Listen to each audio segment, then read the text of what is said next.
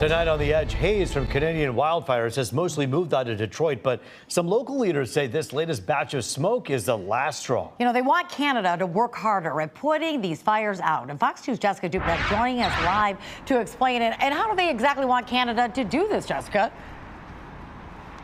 Well, that is the million-dollar question, money and manpower. We'll get to that in a minute. Talk a little bit about air quality tonight. It is much better compared to Monday when it was thick and hazy and awful. I know I've said a couple times this week, is this how it's going to be every summer? And I know a lot of other people feel that way, too. For the first time, we're finally seeing some politicians putting that pressure on Canada, one woman in particular.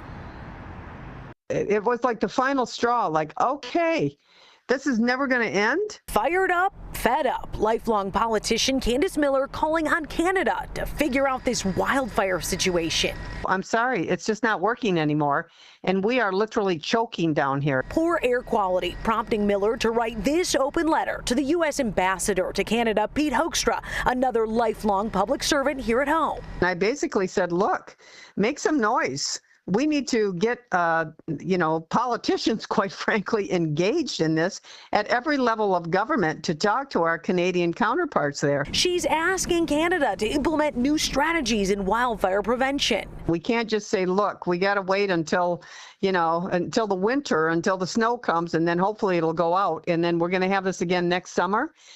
Something has to change here. So they got over 3 million acres burning right now. Jeff Vassar with the Michigan DNR says our state has sent 15 wildfire firefighters to Canada since last month to help. You get flown in on a helicopter and you get dropped off.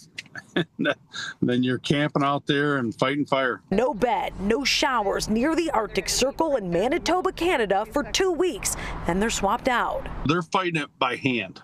So what that means is it's all pumps and hose. The rugged terrain in the real up north doesn't allow for big rigs to get in to fight fire, so it's hand-to-hand combat. The area is so vast, fires near people take precedence, and the rest left to burn. And they're out of people. They are wore out. They've been doing this since May.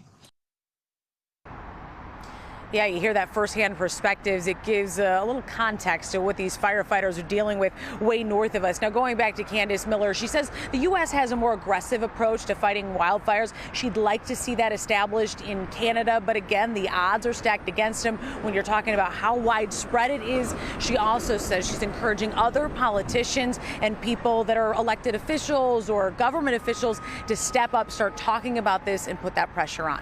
Reporting live, Jessica Dupont on The Edge. Yeah, because this is really going to take a massive effort. This is not something that could change overnight. Yeah, and that's it. It's not about pointing fingers. She even said, Candace said, we need the U.S. and Canada to come together and talk about an approach that works for everybody, because really everyone's affected, not just us, but the Canadians too.